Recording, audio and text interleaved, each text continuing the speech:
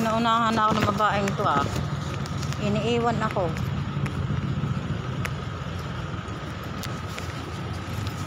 Papunta na kami sa office. Nang-iwan ka talaga ah. Okay, naka-video ka. May videohan ko yung lakad mo.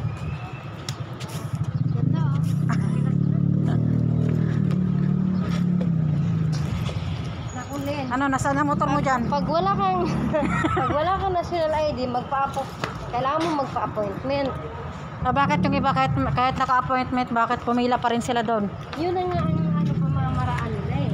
Jesus. May appointment ka, pipirma ka po sa pila ka pa rin. Ganun talaga. Kaya talaga may pila. Nagkaroon tuloy sa mama ng customer sa taas. Yung katabi ko nga, nagtanong kung buko daw ba original.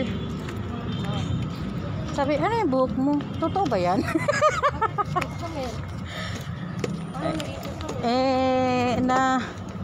ano, tawag doon?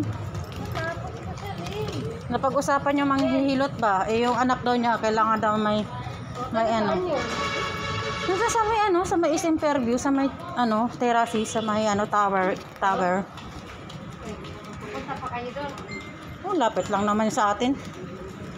Si mama pupunta doon. Siya ang tatawagan. Saan punta? Saan punta natin? Sabi mo to damon. Walang signal sa taas kanina. Ngayon lang nag-send yung ano ko. Wala nga signal doon sa loob. Wala nga. Ngayon lang nag-send eh. Ano daw? Kanina ang laki na pinasukan nating pinto, ba't ngayon ang liit na ng nilabasan natin? Siyempre, dito talaga labasan. Gusto namin, last night dito sa Kuwara. Dito tayo. Saan to?